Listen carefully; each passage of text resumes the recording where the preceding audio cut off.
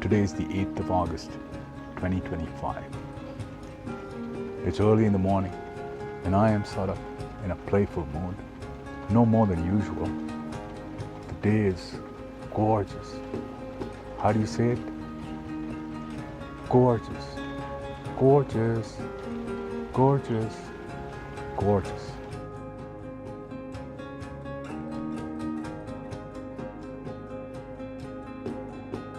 There is an epic novel, I've mentioned it before, Thomas Mann's The Magic Mountain.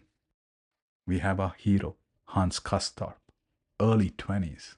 We'd have to imagine him as a handsome young fella. Blonde hair, blue eyes, clothing of the latest fashion.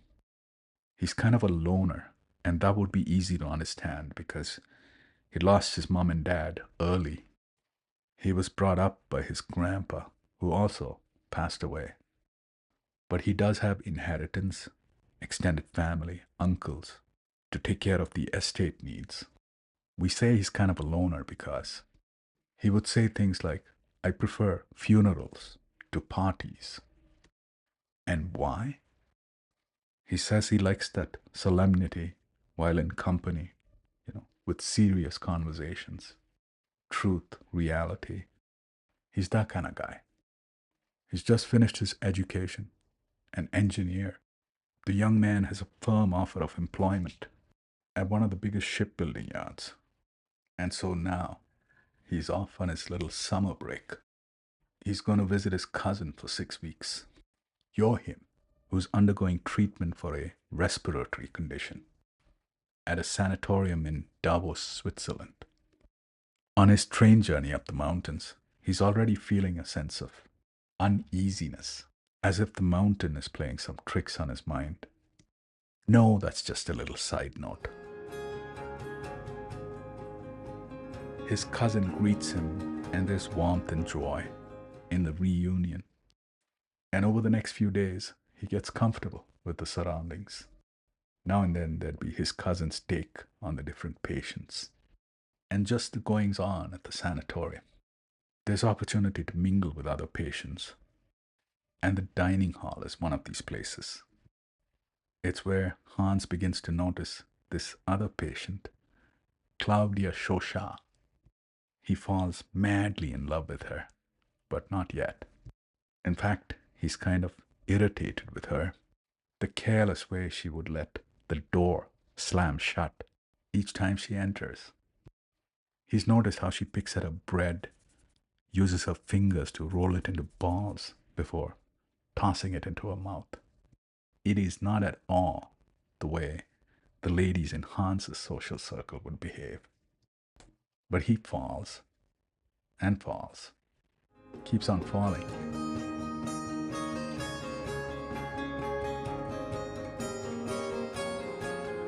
Now Hans, being quite the intelligent fellow, he begins a journey of reflection, introspection. How come he is hopelessly, helplessly attracted to this Claudia Chauchat? And this inquiry leads him down memory lane to his high school days when there was a boy named Chibislav Hippe.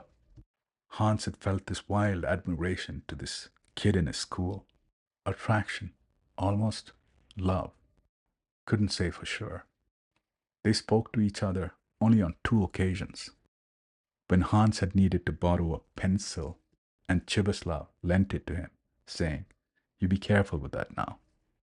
The pencil was returned, just a brief exchange of thank you, and Hans had held on to some of these pencil shavings, a keepsake of something that had belonged to Hippe. He realizes Claudia reminds him of Hippe. Her style, her beauty, the way she moves.